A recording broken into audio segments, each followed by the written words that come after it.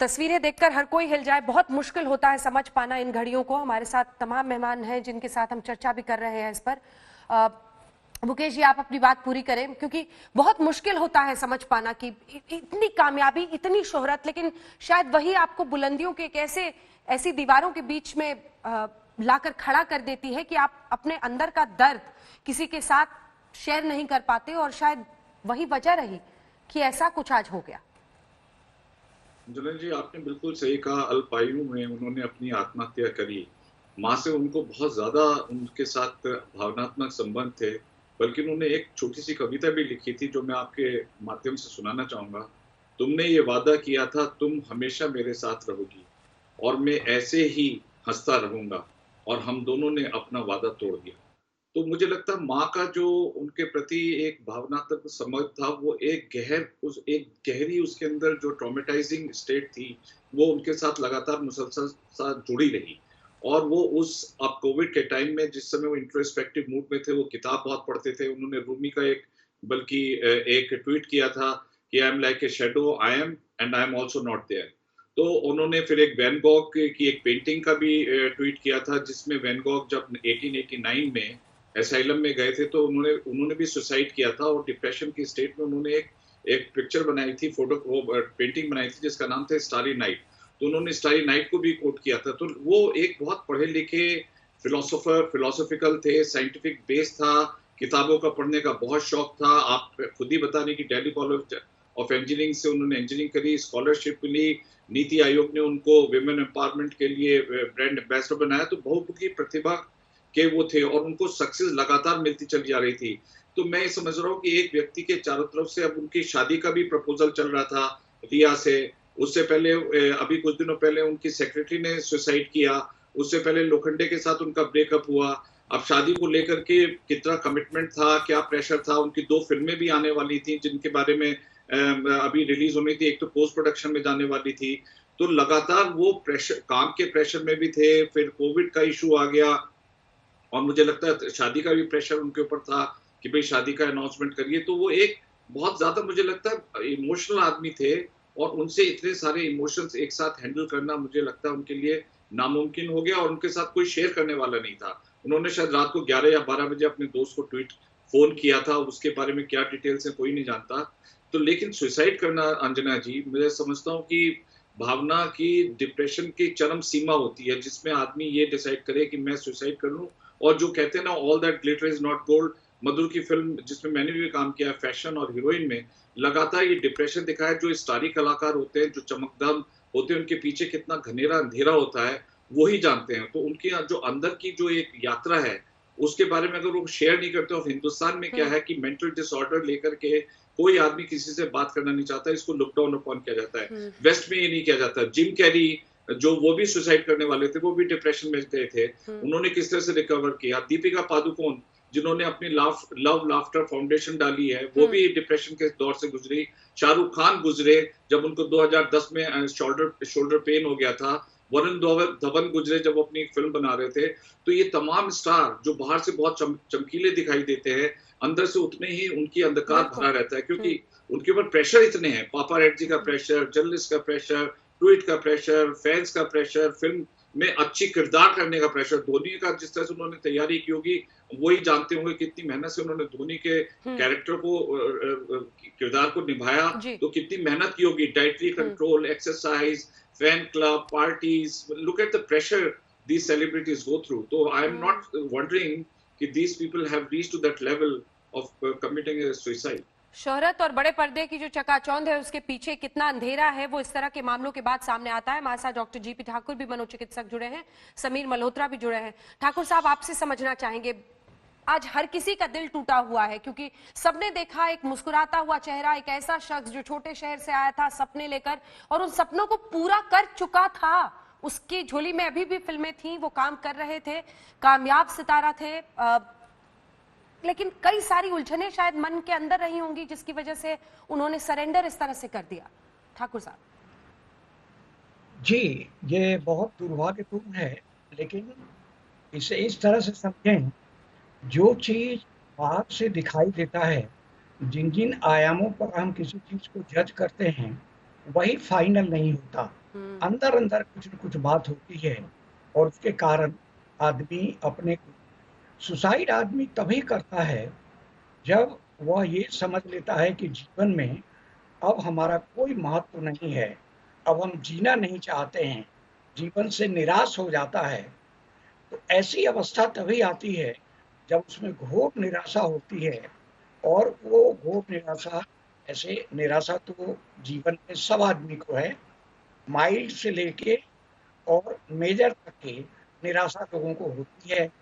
लेकिन जब निराशा के साथ ये जुड़ जाए कि अब मेरा कोई काम नहीं, मेरे जीने का कोई लाभ नहीं, हमारा कोई उपयोग नहीं है, और इस प्रकार की जब निराशा होती है, उसको हम लोग कहते हैं कि आदमी तब सुसाइड की ओर ले जाता है। सुसाइड में भी दो तरह की बात होती है। सुसाइडल आइडिएशन यानी सुसाइड करने की कई बार धारणा होती है, अब इतना ऊब गए हैं कि अब हम मर जाना चाहिए। लेकिन हर सुसाइडल आइडिएशन में आदमी सुसाइड करे ही ये जरूरी नहीं। सुसाइड कमिटमेंट बहुत ही कम लोगों में हुआ करते हैं, और उसके पीछे जो मनोवैज्ञानिक खोजते हैं, खोजते हैं कहीं कि किस प्रकार का डेवलपमेंट हुआ है उस आदमी का, और बचपन में जाना पड़ता है। बचपन में कितने अंदर-द्वंद्वों के बीच आदमी गुजरा है, कौन-कौन सी निराशाएं उस समय छुपी हुई हैं, फिर बाद में सोशियो कल्चरल प्रोसेसिंग में कैसे वो आगे बढ़ा है। इसीलिए इन सारी चीजों को देखने के बाद तब उसको दूर करने की जो प्रक्रिया होती है, ताकि जीवन का बचाना हमारा लक्ष्य होता है। जी ये जानना चाहते हैं इसका कॉज क्या है, वो चाहे बचपन के प्रोसेसिंग में हो या एडोलेसेंट वाले पीरियड में हो, तो जान के और उसको रेस्टाइज करने की कोशिश करते हैं। जी तो हम लोग भाषा में कॉग्निटिव रिस्ट्रक्चरिंग कहते हैं। तो इसलिए इन्होंने भी जो बाहर से बहुत अच्छा काफी नाम यश कमाए हुए करने के बावजूद कहीं न कहीं कोई न कोई समस्या नहीं होगी। बिल्कुल, और वही समझना मुश्किल हो रहा है। डॉक्टर समीर मल्होत्रा, मैं आपके पास भी आना चाहती हूँ। इस बीच हमारे सहयोगी भी हमारे साथ जुड़ रहे हैं, कई अन्य मेहमान भी हमारे साथ मुंबई से जुड़ रहे हैं। डॉक्टर समीर मल्होत्रा, एक स्टार बहुत कुछ अचीव कर लेता है सिर्फ 34 की उम्र में।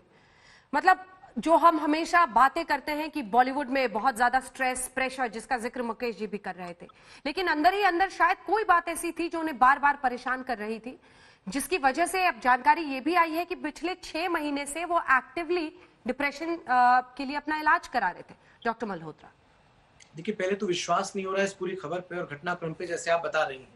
फिर इसमें 2-3 मुख्य बातें सामने आ रही हैं। एक, इनकी जो पहले मैनेजर रही हैं, उनकी भी 3 दिन पहले मृत्यु हुई है और शायद सुसाइड ही हुआ है। तो एक तो वो डिटेल तहकीकात हो रही होगी, और ये साथ में कहीं पे कोई लिंक है, नहीं है, क्या है, इसकी भी डिटेल सामने आएगी धीरे-धीरे। 2-3 चीजें मैं यहाँ पे बड़े मुख्य तौर पे कहना चाहूंगा। पहली बात कि आपकी बाहरी दुनिया कैसी है और आपकी अंदरूनी दुनिया कैसी है, इनमें काफी अंतर हो सकता है।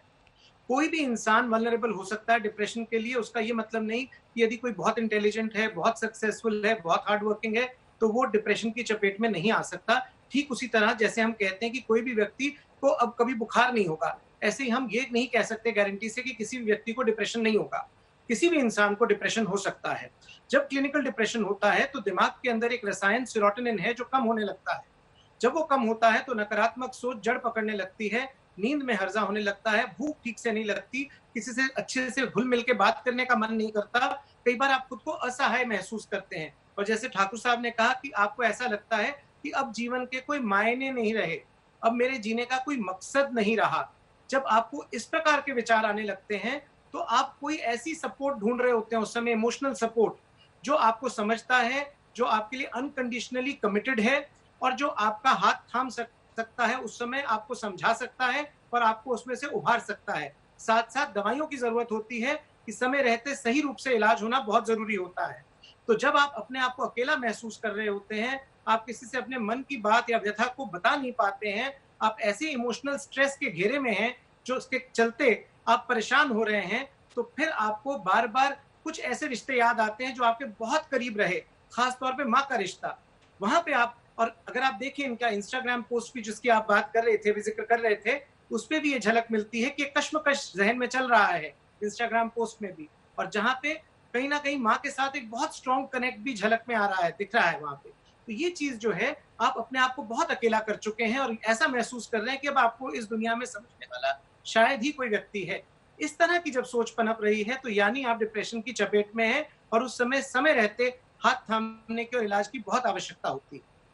बिल्कुल, और यही शायद वो घड़ी है जब कोई अगर हाथ थाम ले तो परिस्थितियां बेहतर हो जाती है। एक बार फिर से मैं आकांक्षा पुरी आपके पास आना चाहती हूँ। आकांक्षा, हम बातचीत कर रहे थे कि कैसे, चूंकि आप भी एक शुरुआती दौर में, और कई सारे ऐसे लोग होते हैं जो सपने लेकर मुंबई पहुंचते हैं, लेकिन उन्होंने काफी कुछ अचीव कर लिया था, लेकिन शायद जिसे कहते हैं बहुत शार्प दिमाग के थे और बहुत जीवंत इंसान थे, तो उनकी शायद जिंदगी से जो ख्वाहिशें थी वो हर कदम पर और भी बढ़ती चली जा रही थी। आकांक्षा। बिल्कुल, और हमेशा से वो बहुत ही एनर्जेटिक रहे हैं, अलग अलग चीजों में उनको हमेशा से कुछ ना कुछ ट्राई करना होता था और हमेशा हम लोगों को इंस्पायर करते थे, कुछ ना कुछ सजेशंस देते थे फिटनेस को लेके, अपनी हेल्थ को लेके। पर मुझे नहीं पता एक ऐसा इंसान जिसने दूसरों को इंस्पायर किया हो, इतनी एनर्जी रखते थे वो, और वो मेंटल हेल्थ को लेकर मुझे नहीं पता लोग इस चीज को क्यों सीरियसली नहीं लेते। स्पेशली इंडिया में मेंटल हेल्थ को लेके एक बीमारी, एक मजाक सा बनाया जाता है, इस बारे में लोग बात नहीं करना चाहते। और जब कोई डिप्रेशन के दौर से गुजरता है, एक वीक मोमेंट आती है जो हर किसी के लाइफ में आती है, अगर उस टाइम आपने अपने आप को संभाल लिया तो आप निकल जाओगे उस दौर से, नहीं तो संभालना बहुत मुश्किल हो जाता है। और स्पेशली हम एक्टर्स के ऊपर बहुत रिस्पॉन्सिबिलिटी होती है कि हमेशा अपने आप को स्ट्रॉन्ग दिखाना, ये दिखा नहीं सकते चाहते हुए भी, एक हमेशा मुस्कुराता हुआ चेहरा रखना पड़ता है। और उसके बाद अगर एक सही साथी है, एक सही कंपनी है, तो हम लोग ऐसा कदम कभी भी नहीं उठाएंगे। मुझे नहीं पता कि वो इतने अकेले थे या उनके पास एक सही साथी, एक सही कंपनी नहीं थी, क्या था जिसकी वजह से उन्होंने इतना बड़ा डिसीजन ले लिया। और ये क्योंकि सुशांत एक ऐसे इंसान है, इसीलिए किसी के लिए कोई बिलीव नहीं कर पा रहा है, क्योंकि जितने भी लोग उन्हें जानते हैं वो अग्री करेंगे मेरी बात से कि वो हमेशा से लोगों को बहुत इंस्पायर करते हैं। उनने स्पेशली अभी छिछोरे मूवी जो हमने उनकी रिसेंटली देखी, उन्होंने खुद कहा कि फेलियर एक ऐसी चीज नहीं होती जिसे आप इतना बड़ा कदम उठा लें, और सुशांत जैसा कोई इतना बड़ा कदम उठा ले, ये मेरे लिए भी बिलीव करना अभी तक मुझे लग रहा है शायद ये कोई फेक न्यूज है, क्या रियलिटी है इसके पीछे नहीं पता। बट हम लोग जो इतनी बड़ी रिस्पॉन्सिबिलिटी लेके चलते हैं एज एन एक्टर, इतने सारे लोग हमें फॉलो करते हैं, हम उनकी इंस्पिरेशन है, ऐसा कुछ हमारे लिए करना सच में बहुत गलत हो जाता है।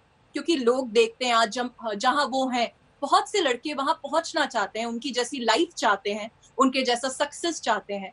तो डेफिनेटली ऐसा कुछ करना, मुझे लगता है हमें इस चीज को बहुत सीरियसली लेना चाहिए। अपनी मेंटल हेल्थ पे हमें ज्यादा ध्यान देना चाहिए, अपनी फिजिकल चीजों पे हम बहुत ध्यान देते हैं एज एन एक्टर, बट मुझे लगता है इस चीज को स्पेशली इस इंसिडेंट के बाद